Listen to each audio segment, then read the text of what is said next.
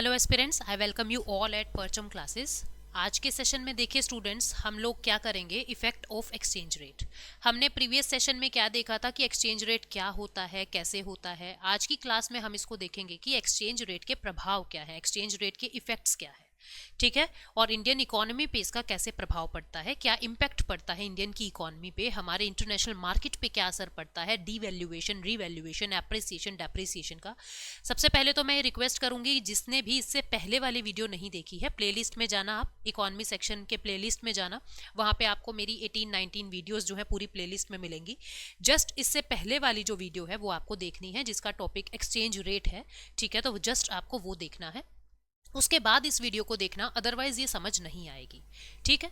तो आगे बढ़ने से पहले मैं आपको बता दूं, अगर आप में से कोई एसएससी जीए का कोर्स लेना चाह रहा है तो परचम क्लासेस आप लोगों के लिए कंप्लीट जनरल अवेयरनेस का कोर्स लेके आया है, जिसके अंदर हिस्ट्री, पॉलिटी, ज्योग्राफी, इकोनॉमी सब कुछ कवर होगा। पूरी टीम हमारी मिलके तुम्हारी रिकॉर्डेड क्लासेस के मोड में ये क्लासेस रहेंगी कि डे 1 पे आपके हाथ में पूरा सिलेबस होता है, आपको कहीं कहीं भटकने की ज़रूरत नहीं है कि क्लासेस आई नहीं आई। तो डे 1 पे ही पूरा का पूरा रिकॉर्डेड बैच आपके हाथ में होगा, 2 टाइम स्पीड करके, 2.5 टाइम स्पीड करके, जैसे आप लोग सुनना चाहते हो, रिवाइज करना चाहते हो, कितनी भी बार आप लोग क्लासेस को एंजॉय कर सकते हो। उसके बाद अगर आप सिर्फ इकोनॉमी का कोर्स लेना चाहते हो, बिल्कुल जीरो से लेके हाई लेवल तक, ये इकोनॉमी का कोर्स मैं आप लोगों के लिए लेके आई हूँ। परचम क्लासेस ऐप को डाउनलोड करना है और इस क्लास के अंदर एनरोल करना है। दोनों ही बैचेस पे अगर आपको कुछ डिस्काउंट चाहिए, then use code PAYL10 to get 10% extra off. ये जो कोड है वो इकोनॉमी के कोर्स पे और जीए के कोर्स पे दोनों पे एप्लीकेबल होगा। तो अपनी क्लास को हम शुरू करते हैं कि किस तरीके से जो एक्सचेंज रेट है, जो डेप्रिसिएशन एप्रिसिएशन है करेंसी का, वो इम्पैक्ट कैसे डालता है इंडियन इकोनॉमी पे।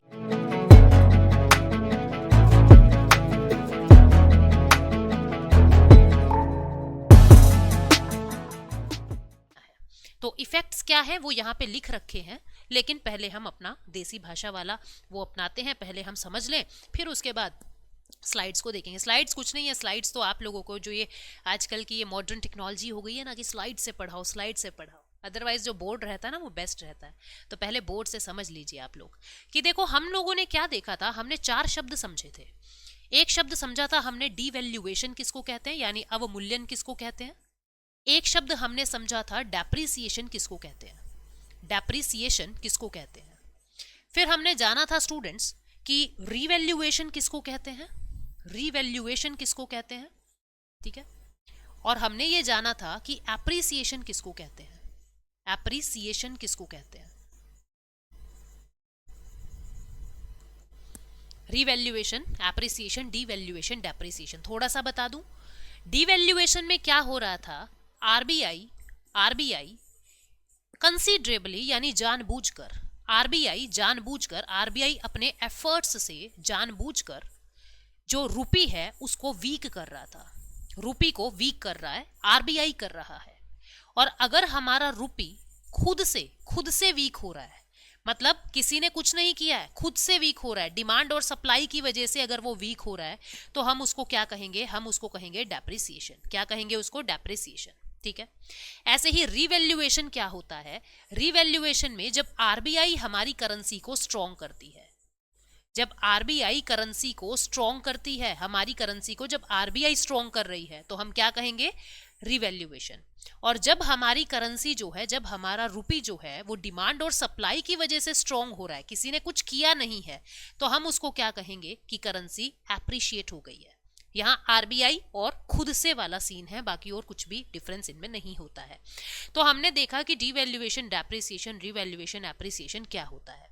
अब एक बार फिर मैं बता दूं कि $1 40 रुपीज था और उसको $1 60 रुपए कर दिया, यानी हम वीक हो गए हैं, हमको किया गया है, आरबीआई ने वीक किया है, क्या हो गई, करेंसी डीवैल्यू हो गई।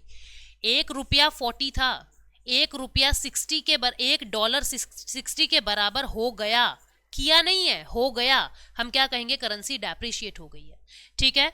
$1 60 के बराबर था, उसको $1 50 के बराबर कर दिया, हुआ नहीं है, अब किया है आरबीआई ने, हम क्या कहेंगे, करेंसी को स्ट्रॉन्ग कर दिया आरबीआई ने। और $1 60 से हमने स्ट्रॉन्ग करके रुपी को 50 रुपीज खुद से हो गया है, वो डिमांड और सप्लाई की वजह से हम क्या कहेंगे, हमारी करेंसी जो है वो एप्रिशिएट हो गई है। तो इस तरीके से ये 4 चीजें हम लोगों ने जानी थी। अब हम इनका इम्पैक्ट देखते हैं। मैंने आपको ये भी बता दिया था कैसे करते हैं, डेप्रिसिएशन या डीवैल्यूएशन कैसे करते हैं वो भी हमने समझ लिया था। इसका इम्पैक्ट क्या पड़ता है। अब जैसा आपको पता है कि मैंने आपको ये बताया था कि जो डीवैल्यूएशन है, भारत के अंदर डीवैल्यूएशन अवमूल्यन 3 बार हुआ है, 3 टाइम्स हुआ है।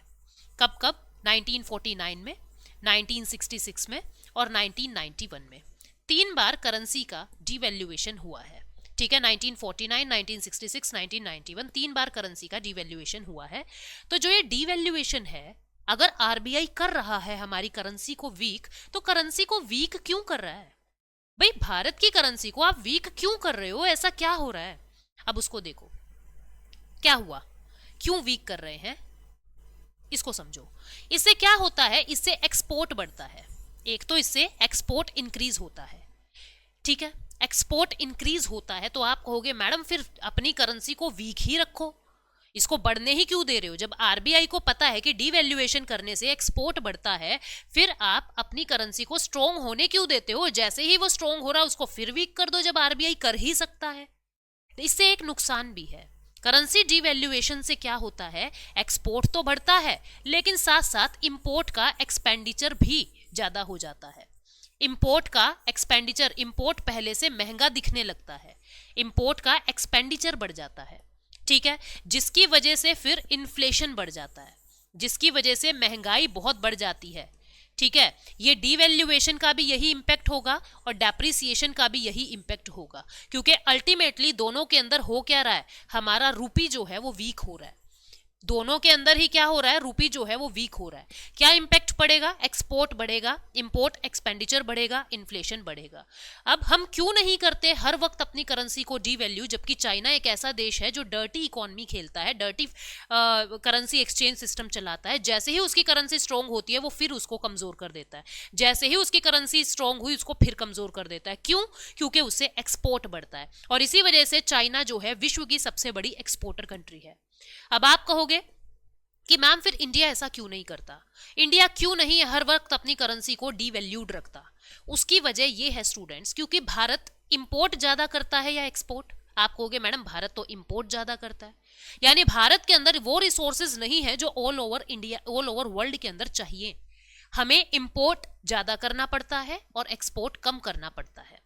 तो इंपोर्ट ज्यादा करना पड़ता है और जबकि इस स्टेप से इंपोर्ट ही महंगा होता है, तो हमको नुकसान ज्यादा हो जाता है और फायदा कम होता है। समझ रहे हो बात को भाई? अब चाइना के पास तो इतने सारे रिसोर्सेज हैं, इतने सारे संसाधन हैं कि वो जो चाहे एक्सपोर्ट कर देता है। इंडिया नहीं कर सकता, इंडिया की भूगोल, इंडिया की ज्योग्राफी इस चीज का साथ नहीं देती है। अपने पास इतने रिसोर्सेज नहीं है कि हम चीजों को एक्सपोर्ट ज्यादा कर सकें। अपने पास बास्केट नहीं है, जो दुनिया डिमांड कर रही है हम उनकी डिमांड को पूरा नहीं कर पाते हैं। ठीक है, वो जो मांग रहे हैं वो हम नहीं बना पाते हैं। उसकी बहुत सारी वजह है, वो कभी फॉरेन पॉलिसी जब मैं करवाऊंगी आपको उसमें बताऊंगी। ठीक है, तो अब ऐसे में होता क्या है, अपने को एक्सपोर्ट तो ज्यादा होता नहीं है, अपना इंपोर्ट बहुत ज्यादा होता है और इस स्टेप से इंपोर्ट ही महंगा होता है, तो भारत को नुकसान हो जाता है। इस वजह से भारत हर वक्त डीवैल्यूएशन नहीं रखता है। हमें यह जानना है कि डीवैल्यूएशन से एक्सपोर्ट बढ़ता कैसे है। कह तो दिया किताबों ने भी कि एक्सपोर्ट बढ़ता है, ये एक्सपोर्ट बढ़ता कैसे है वो समझो। एक्सपोर्ट कैसे बढ़ेगा? मान लीजिए $1 जो है वो 40 के बराबर था।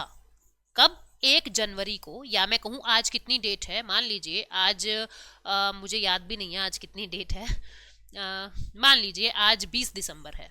ठीक है, मान लो आज 20 दिसंबर 2022 है, तो $1 40 रुपए के बराबर है 20 दिसंबर 2022 को। ठीक, $1 को 60 रुपए के बराबर कर दिया। कब? मान लीजिए इसको कर दिया हमने 25 जनवरी 2023 में। 25 जनवरी 2023 में हमने इसको $1 60 रुपए के बराबर कर दिया, या हो गया, कुछ भी आप मान सकते हो, मतलब अपनी करेंसी वीक हो गई। हमें यह जानना है करेंसी वीक होने से एक्सपोर्ट कैसे बढ़ता है। करेंसी वीक होने से एक्सपोर्ट कैसे बढ़ता है हमें यह जानना है, जानते हैं। $1 40 रुपए के बराबर 20 दिसंबर 2022 को है। मान लीजिए अमेरिका से एक अंकल हैं जिनका नाम है अंकल सैम। सैम भारत में आते हैं, उसके हाथ में $1 है। सैम के हाथ में $1 है। वो इंडिया में आते हैं। अब इंडिया में आके उन्होंने $1 को कन्वर्ट कराया, किस दिन, 20 दिसंबर को $1 कन्वर्ट कराया। तो उनको कितने रुपए मिल गए, उनको 40 रुपए मिल गए। अब ये 40 रुपए ले जाके वो एक शॉप पे जाते हैं, एक आइसक्रीम पार्लर पे जाते हैं और बोले मुझे एक आइसक्रीम दे दो। उन्होंने आइसक्रीम खा ली, 40 रुपए की आइसक्रीम थी, यानी उन अंकल का, उन सैम अंकल का $1 जो है वो खर्च हो गया। एक आइसक्रीम आई $1 में, ठीक है, डॉलर से आइसक्रीम खरीदी, खाई, मजा आ गया उनको, वापस से प्लेन में जाके बैठ गए। अब फिर कुछ दिन बाद फिर भारत की याद आ रही है, वो फिर भारत में आते हैं। अब दिन है 25 जनवरी 2023 का, उनके हाथ में फिर से $1 है। आज जब उन्होंने अपनी करेंसी एक्सचेंज कराई तो उनको बदले में 60 रुपए मिले। अब ये 60 रुपए लेके वो वही आइसक्रीम पार्लर में जा रहे हैं, वही आइसक्रीम पार्लर में जा रहे हैं कि भाई जो मैंने वो आइसक्रीम खरीदी थी ना पिंक वाली, मुझे वही दे दे। अब आइसक्रीम दे दी, आइसक्रीम 40 रुपए की खा ली इन्होंने, ठीक है, 40 रुपए की आइसक्रीम तो खा ली, सॉफ्टी खा ली इन्होंने 40 रुपए की। लेकिन दुकान वाले ने इनको 20 रुपए वापस कर दिए, 20 रुपए रिटर्न कर दिए। क्यों? दुकान वाले ने 40 रुपए की आइसक्रीम दे दी, 20 रुपए रिटर्न कर दिए। उनको क्या लग रहा है, यार भारत तो बड़ा सस्ता हो गया, पहले तो $1 में केवल 40 रुपए की आइसक्रीम देता था, आज तो $1 में इतना सारा सामान दे रहा है, यानी आइसक्रीम भी दे दी और 20 रुपए वापस भी दे दिए जिससे मैं कोल्ड ड्रिंक खरीद लूंगा। यानी उसी $1 में आज इंडिया के 60 रुपए इसको मिल रहे हैं, ठीक है। पहले उसको $1 में सिर्फ 40 रुपए का सामान मिलता था, आज $1 में 60 रुपए का, यानी आइसक्रीम भी मिल गई और 20 रुपए एक्स्ट्रा भी मिल गए। उसको क्या लग रहा है, भारत तो बड़ा सस्ता हो गया, एक ही डॉलर में इतना सारा सामान आ गया।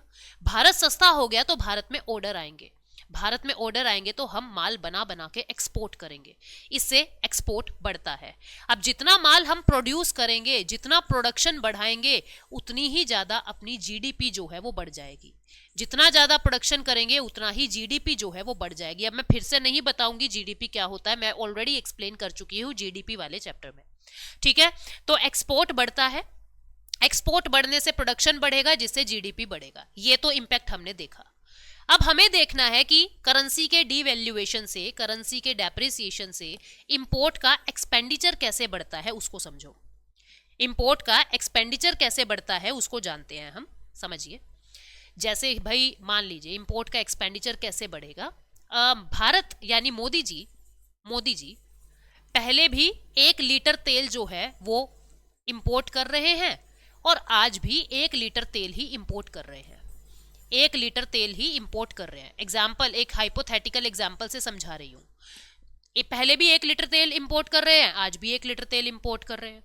पहले इस 1 लीटर की कीमत कितनी थी, $1, आज भी इस 1 लीटर की कीमत है $1, पर पहले $1 40 रुपए के बराबर था, यानी मोदी जी को अपनी जेब से 40 रुपए खर्च करने पड़ते थे 1 लीटर ऑयल खरीदने के लिए। आज के दिन $1 कितने, 60 रुपए के बराबर हो गया। तो अब मोदी जी को 60 रुपए खर्च करने पड़ेंगे वही 1 लीटर तेल लेने के लिए, क्योंकि वो क्या कह रहे हैं कि पहले भी $1 का तेल था, आज भी $1 का तेल है। पर भारत की करेंसी पहले $1 40 के बराबर थी, यानी 40 रुपए खर्च करने पड़ रहे हैं आपको $1 के लिए। आज 60 रुपए खर्च करने पड़ रहे हैं, मतलब मोदी जी को 1 लीटर तेल अब 60 रुपए का, खुद की जेब के 60 रुपए के बराबर का पड़ेगा। पहले 40 का मोदी जी को पड़ रहा है तो वो आपको 60 का बेच देते थे या 80 रुपए का बेच देते थे। मान लीजिए आप लोगों को कितने का पड़ा, वो 80 रुपए का। लेकिन जब मोदी जी को ही 60 रुपए का पड़ रहा है वो तेल, तो वो 100 रुपए का आपको बेचेंगे। आप क्या कहोगे, यार महंगाई हो गई, पहले तो 80 रुपए में तेल मिल जाता था, अब 100 रुपए में मिलता है। तो इस तरीके से इंपोर्ट भी महंगा हो गया, और इंपोर्ट महंगा होने की वजह से, इंपोर्ट एक्सपेंडिचर इंक्रीज होने की वजह से इन्फ्लेशन बढ़ जाता है। क्या बढ़ गया, इन्फ्लेशन रेज हो गया। तो इस तरीके से क्या है, ये चारों इंपैक्ट जो है वो अपने को देखने को मिलते हैं। जीडीपी, इंपोर्ट एक्सपेंडिचर इंक्रीज होना, इन्फ्लेशन इंक्रीज होना और एक्सपोर्ट का बढ़ना। आई होप आपको समझ आ गया है। मतलब क्या क्या हुआ समझिए। इफेक्ट ऑफ डेप्रिसिएशन या डीवैल्यूएशन क्या इफेक्ट है, हमने एक्सपोर्ट इंक्रीज कर दिया, इंपोर्ट एक्सपेंडिचर इंक्रीज हो गया, इन्फ्लेशन इंक्रीज हो गया, जीडीपी बढ़ गया। और अब आप देखो एक्सपोर्ट कर रहे हो, ज्यादा आपको माल बना के बेचना है, तो उससे क्या होगा, आपका एम्प्लॉयमेंट भी जो है वो बढ़ जाएगा। ज्यादा लेबर की जरूरत पड़ेगी ना प्रोडक्शन के लिए, तो आपका लेबर भी इंक्रीज हो जाएगा, एम्प्लॉयमेंट भी इंक्रीज हो जाएगा। बिल्कुल इसके विपरीत, बिल्कुल इसके ऑपोजिट, क्योंकि डेप्रिसिएशन का उल्टा है एप्रिसिएशन और डीवैल्यूएशन का उल्टा है रीवैल्यूएशन। तो जब कभी एप्रिसिएशन और रीवैल्यूएशन के बारे में आ जाए क्वेश्चन, आपको एक के समझ लेने हैं, बाकी तो रिवर्स करना है। अब देखो एप्रिसिएशन और रिवैल्यूएशन में यहाँ एक्सपोर्ट इंक्रीज हो रहा है, यहाँ इंपोर्ट इंक्रीज हो गया, यहाँ इंपोर्ट एक्सपेंडिचर बढ़ रहा है, यहाँ एक्सपोर्ट एक्सपेंडिचर बढ़ गया, यहाँ इन्फ्लेशन बढ़ रहा है, यहाँ डिफ्लेशन बढ़ जाएगा, यहाँ जीडीपी बढ़ रहा है, यहाँ जीडीपी कम हो जाएगा, यहाँ एम्प्लॉयमेंट जो है, यहाँ एम्प्लॉयमेंट बढ़ रहा है, यहाँ एम्प्लॉयमेंट कम हो गया। बात समझ आई आपको? तो इस तरीके से ये इम्पैक्ट देखने को मिलते हैं, ये इफेक्ट्स देखने को मिलते हैं। तो ये तो हो गई इफेक्ट्स की बातें। इस टॉपिक में और क्या क्वेश्चंस जो है वो पूछे जा सकते हैं, अब हम वो समझते हैं। Exchange rate system. देखो वैसे तो बहुत सारी तरीके के एक्सचेंज रेट सिस्टम होते हैं, पर मेनली हमें 3 तरीके के एक्सचेंज रेट सिस्टम करते हैं। सबसे पहले क्या है, सबसे पहले एक शब्द आप समझ रहे हो, देख रहे हो, जिसका मतलब है पैग्ड करेंसी। पैग क्या होता है? What is the meaning of peg? तो अब भावनाओं में नहीं बहना है, ये तुम्हारे वाले पैग की बात नहीं हो रही। इस पैग का मतलब क्या होता है? पैग का मतलब होता है खूंटी, है ना? जो नॉर्थ इंडिया में स्टूडेंट्स हैं वो समझते भी होंगे खूंटी। खूंटी क्या होता है? जिसके ऊपर आप कपड़े टांग देते हो, कुछ इस तरीके से होता है, कुछ इस तरीके से ऐसे दीवार में अटैच होती है, यहाँ पे हम अपने कपड़े टांग देते हैं, जींस टांग देते हैं, दुपट्टा टांग दिया, और भी बहुत सारी तरीके की, ठीक है। तो ये जो खूंटी होती है इसको पैग कहते हैं। यानी जैसे जैसे जहां जहां खूंटी गई वहां वहां आपके कपड़े जो है उसके साथ तुमने लटका दिए, चिपका दिए कपड़े। तो पैग का मतलब भी यही होता है स्टूडेंट्स। मैंने क्या कहा? करेंसी पैग्ड है। पैग्ड करेंसी का मतलब क्या है कि करेंसी किसी दूसरे पे डिपेंडेंट है, करेंसी किसी दूसरे पे डिपेंडेंट है। 1948 से पहले भारत की करेंसी एक पैग्ड करेंसी थी। मतलब हम किसके ऊपर डिपेंडेंट थे? हम यूके के पाउंड के ऊपर डिपेंडेंट थे। जितना ज्यादा पाउंड महंगा होगा उसी हिसाब से रूपी की वैल्यू हो रही है। और ये पाउंड किस पे आधारित था? गोल्ड पे। जितना गोल्ड उतना पाउंड महंगा, ठीक है, और उतना ही रूपी जो है वो महंगा। इस तरीके से सब चीजें कोरिलेट होती थी। तो पैक्ड करेंसी किसको कहते हैं? आपको इसके डिटेल में नहीं जाना, बस आपको ये पता होना चाहिए पैक्ड करेंसी क्या होता है। किसी दूसरी करेंसी के ऊपर आधारित करेंसी को पैक्ड करेंसी कहते हैं, ठीक है। फिर इसके बाद क्या हुआ? जब हम आजाद हो गए तो भारत के अंदर फिक्स्ड एक्सचेंज रेट सिस्टम चलने लगा। फिक्स्ड एक्सचेंज रेट सिस्टम क्या होता है? फिक्स्ड एक्सचेंज रेट सिस्टम में ये होता है स्टूडेंट्स, इसके अंदर आरबीआई फिक्स कर देगा, आरबीआई फिक्स कर देगा कि $1 बराबर इतना, इतने रुपए वो फिक्स कर देगा, ठीक है। अब कम हो रहा है, ज्यादा हो रहा है, मार्केट में डिमांड बढ़ रही है, कम हो रही है, कुछ भी हो, फिक्स एक्सचेंज रेट सिस्टम के अंदर आरबीआई यानी सेंट्रल बैंक जो है वो $1 बराबर कितनी आपकी डोमेस्टिक करेंसी को फिक्स कर देता है। इसको कहते हैं फिक्स्ड एक्सचेंज रेट सिस्टम, ठीक है। ये लगभग 1970s तक यही सिस्टम चलता रहा, फिक्स्ड एक्सचेंज रेट सिस्टम ही चलता रहा। फिर दिक्कत क्या होने लगी? शुरुआत में भारत जो है इतना ज्यादा इंटरनेशनल मार्केट के अंदर बिलोंग नहीं करता था, इतना ज्यादा ट्रेड नहीं करता था। ये तो 1991 के बाद जब एलपीजी पॉलिसी आई है तब भारत ने अपनी ट्रेड पॉलिसीज को बदलना शुरू किया है। पहले इतना ज्यादा तो हम रुपये की डिमांड तो आज भी नहीं है ऑल ओवर ग्लोबल मार्केट में, बहुत ज्यादा, उस समय तो बहुत ही कम थी। सब लोग दूसरी करेंसी की ही डिमांड करते थे, तो जिसकी वजह से रुपी जो है बहुत वीक होता जा रहा था और आरबीआई को ये सब मैनेज करने में बहुत दिक्कत होती थी। अब रोज थोड़े ना चेंज करेगा आरबीआई कि आज $1 10 है, कल शाम को 15 रुपए कर दिया, फिर 20 रुपए कर दिया, ऐसा तो कर ही नहीं सकते, ठीक है। तो आरबीआई जो फिक्स करता था उसको मेंटेन करने में प्रॉब्लम होने लगी थी, क्योंकि रुपये की डिमांड जो है कोई करता ही नहीं था। फिर आरबीआई ने क्या किया? आरबीआई परेशान हो गया तो आरबीआई बोला मैं कुछ नहीं करूंगा, मैं फ्लोटिंग एक्सचेंज रेट सिस्टम अपना रहा हूं। क्या अपना रहा हूं? Floating exchange rate system. ये फ्लोटिंग एक्सचेंज रेट सिस्टम क्या होता है स्टूडेंट्स? इसको हम क्या कहते हैं? फ्लोटिंग या फ्लेक्सिबल एक ही बात है। फ्लोटिंग कह दो, फ्लेक्सिबल कह दो, बात एक ही है। फ्लेक्सिबल एक्सचेंज रेट सिस्टम या फ्लोटिंग एक्सचेंज रेट सिस्टम, इसके अंदर क्या होता है? आरबीआई चुप है, आरबीआई कुछ नहीं करेगा, सारा काम डिमांड और सप्लाई पे छोड़ दिया। अगर डिमांड ज्यादा है आपकी करेंसी की तो आपकी करेंसी स्ट्रोंग हो जाएगी, अगर आपकी करेंसी की डिमांड कम है तो आपकी करेंसी वीक हो जाएगी। तो डिमांड और सप्लाई से ही सारा खेल चलता रहा, ठीक है। तो मतलब मार्केट के ऊपर सब कुछ छोड़ दिया, मार्केट फोर्सेस पे सारी चीजें छोड़ देना, इसको कहते हैं हम मार्केट फोर्सेस के हिसाब से ही करेंसीज जो है वो कम ज्यादा होती रहती हैं। इसको हम क्या कहते हैं? Floating exchange rate system. यहाँ आरबीआई कुछ नहीं कहता, आरबीआई चुप है, ये कुछ नहीं बोलेगा, ठीक है। अब जब आरबीआई ने ये सिस्टम अपनाया लगभग 1970s में, और ये 1990s तक ये वाला सिस्टम चलता रहा, 1970 से 1990s तक ये सिस्टम चलता रहा, तो आरबीआई ने देखा कि रुपये की डिमांड तो बहुत गिरती जा रही है मार्केट में। $1 40 से कम होके 50 हो गया, 60 हो गया, ठीक है। रुपये की डिमांड तो जो है वो गिरती जा रही है, 80 रुपीज हो गया $1, मतलब गिरती जा रही है। तो आरबीआई ने देखा कुछ तो करना पड़ेगा, मुझे कुछ तो बीच में इंटरफेयर करना पड़ेगा। तब आरबीआई ने तीसरा सिस्टम अपनाया 1990s के बाद, जिसको कहते हैं managed floating exchange rate system. Managed floating exchange rate system, इसके अंदर क्या होता है, इसके अंदर पहले तो मार्केट को छूट दे देते हैं, पहले तो मार्केट फोर्सेस के हिसाब से करेंसी एक्सचेंज जो है वो कम ज्यादा होता रहता है, ठीक है, मार्केट फोर्सेस के हिसाब से। लेकिन बाद में क्या होता है, जब हालात बहुत बिगड़ जाते हैं तब आरबीआई भी इंटरफेयर कर सकता है। मैं आपको एग्जाम्पल से समझाती हूं। ये लगभग बात है अक्टूबर 2019 के आसपास बात है, आई थिंक अक्टूबर 2018 के आसपास की बातें हैं, 18 है या 19 है, कुछ ऐसे समय था, मैं एग्जैक्टली रिकॉल नहीं कर पा रही हूँ, ठीक है। बिल्कुल अभी अभी एग्जाम्पल दिमाग में आया है, लाइव एग्जाम्पल है, रियल का एग्जाम्पल है। उस समय हमारा जो रुपी है ना एकदम से बहुत वीक हो जाता है। $1 70 से एकदम से 2 दिन के अंदर ही $1 75 हो जाता है। आरबीआई ने देखा ऐसे तो गड़बड़ हो जाएगी, रुपये की डिमांड इतनी कम हो रही है, डॉलर की डिमांड इतनी बढ़ रही है, मुझे कुछ तो करना पड़ेगा बीच में।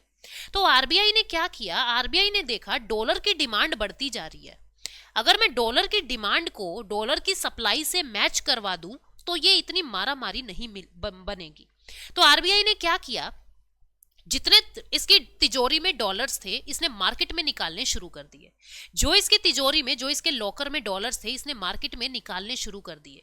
मतलब जो लोग डॉलर की डिमांड कर रहे थे उनको नहीं मिल पा रहे थे पहले डॉलर, अब डॉलर इनको आराम से मिलने लगे। और जो ये करेंसी इतनी ज्यादा स्ट्रोंग होती जा रही थी, डिमांड ज्यादा सप्लाई कम की वजह से, अब सप्लाई मैच हो गई थी क्योंकि आरबीआई ने अपने लॉकर से, अपने फॉरेक्स से डॉलर्स मार्केट में निकाल दिए थे।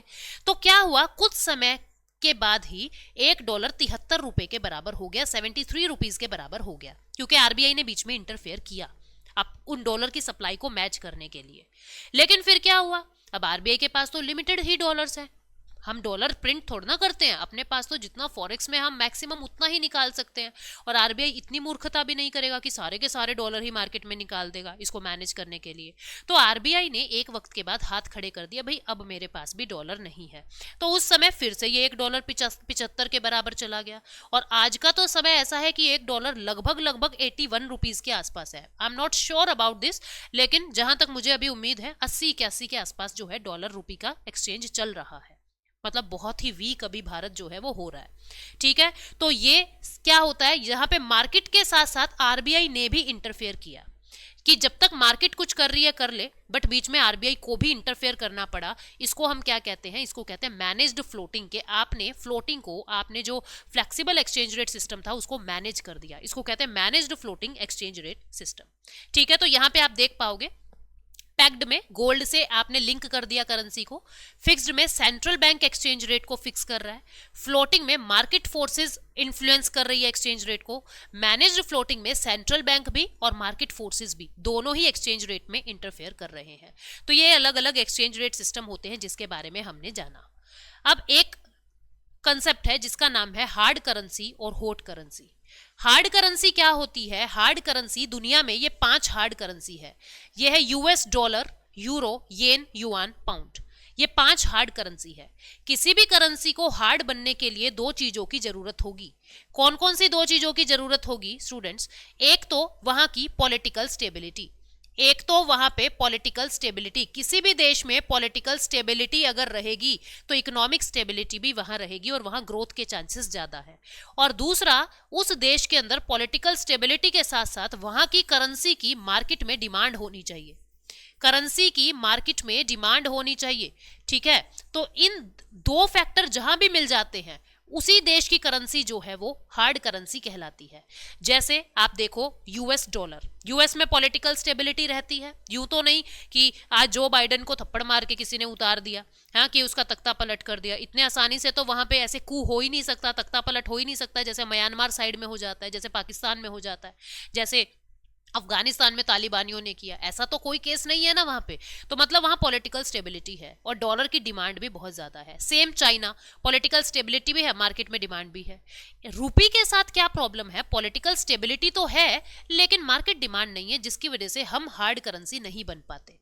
तो हार्ड करेंसी के लिए कोई ये दो चीजें जरूरी है, दोनों में से कोई एक भी है तो भी हार्ड करेंसी नहीं कहलाओगे। हार्ड करेंसी कब बनोगे, जब ये दोनों चीज आपके पास है, dollar euro yen yuan pound, dollar US का, यूरो यूरोपियन यूनियन आपको पता ही है, येन जापान का, युआन चाइना का, पाउंड यूके का। ठीक है, तो इस तरीके से ये हार्ड करेंसी का मैटर होता है। हॉट करेंसी किसको कहते हैं, ऐसी करेंसी जो अभी ट्रेंड में चल रही है।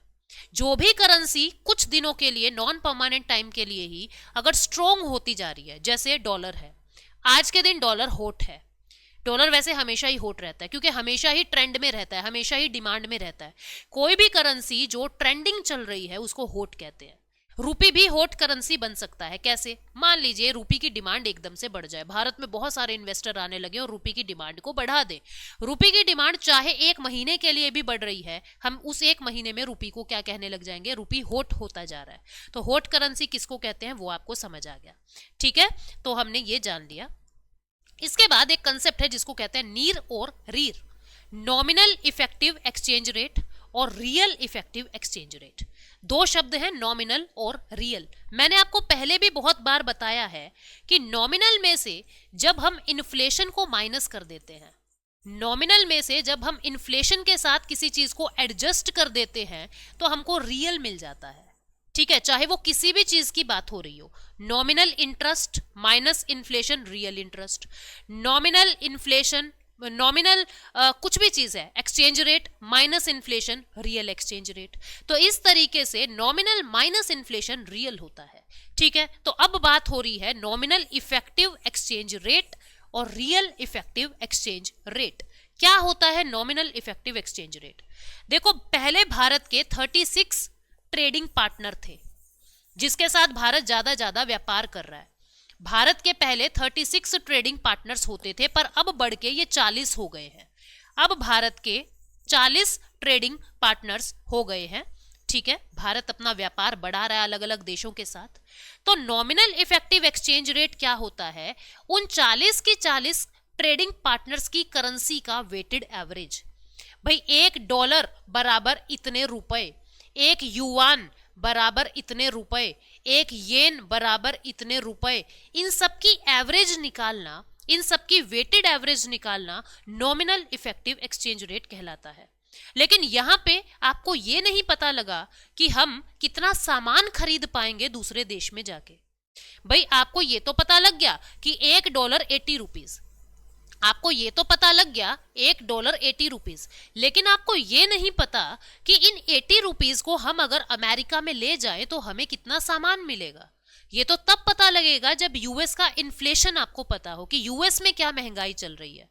ठीक है, तो $1 80 ये तो हो गया नॉमिनल एक्सचेंज रेट, पर अभी हमें ये नहीं पता कि इन 80 रुपए से हम अमेरिका में कितना सामान खरीद पाएंगे।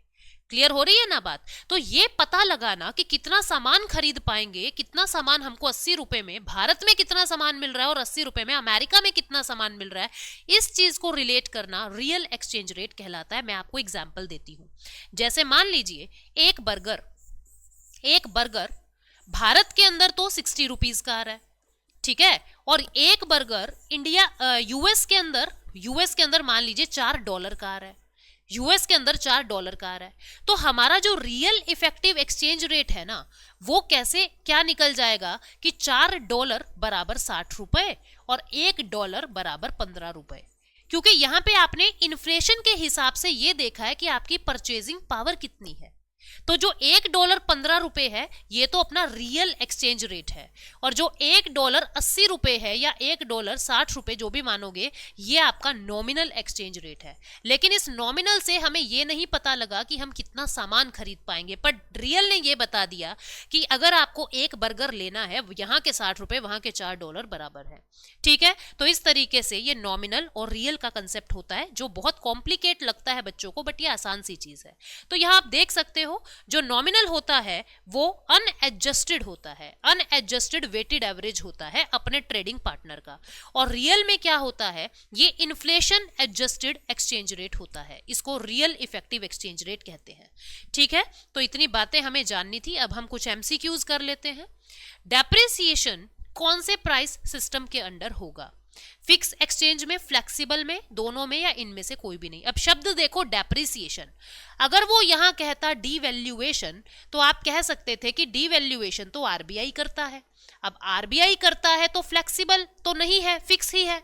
अगर आरबीआई ने कुछ किया है तो फिक्स एक्सचेंज रेट सिस्टम में करता है।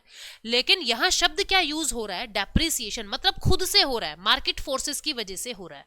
मार्केट फोर्सेस कौन से एक्सचेंज रेट सिस्टम में लेते हैं? फ्लेक्सिबल में या फ्लोटिंग में लेते हैं। ठीक है, तो आंसर क्या आ गया? बी। क्वेश्चन नंबर 2 क्या कह रहा है कि फ्लेक्सिबल एक्सचेंज रेट सिस्टम को और किस नाम से जानते हैं? तो हमको पता है और किस नाम से जानते हैं। फ्लेक्सिबल एक्सचेंज रेट सिस्टम को हम फ्लोटिंग एक्सचेंज रेट सिस्टम के नाम से जानते हैं। अगला क्वेश्चन क्या है? एमसीक्यू नंबर 3, $1 ₹60 हो गया है। $1 30 था, ठीक है, 30 रुपए था, और ये $1 ₹60 हो गया है। पहले ये था 9, अब $1 ₹60 हो गया है। तो हम वीक हो रहे हैं, डेप्रिशिएट हो रहे हैं, डीवैल्यू हो रहे हैं। तो इससे क्या होगा? जब करेंसी डेप्रिशिएट होती है तो एक्सपोर्ट बढ़ता है, हमने देखा, इंपोर्ट नहीं बढ़ता। हाँ, इंपोर्ट का एक्सपेंडिचर भी घटता नहीं है, बढ़ता है। इंपोर्ट का एक्सपेंडिचर भी बढ़ता है। तो आंसर क्या आ जाएगा? आंसर आ जाएगा ओनली 1, एक्सपोर्ट इंक्रीज हो रहा है। ठीक है, अब जो अगला क्वेश्चन है ये आपको बताना है कि भारत में कितनी बार डिवैल्यूएशन आज तक हुआ है? 1 बार, 2 बार, 3 बार, 4 बार? ये क्वेश्चन आप लोगों के लिए छोड़ रही हूं। कमेंट सेक्शन में आपको कमेंट करके बताना है कि इंडिया के अंदर कितनी बार करेंसी डिवैल्यूएशन आरबीआई ने किया है। उम्मीद कर रही हूं आपको इसका फायदा हो रहा है। इस पूरी सीरीज से आपके बहुत सारे कंसेप्ट क्लियर हो रहे हैं। Thank you so much, take care, bye bye, मिलते हैं नेक्स्ट लेक्चर में। Thank you so much.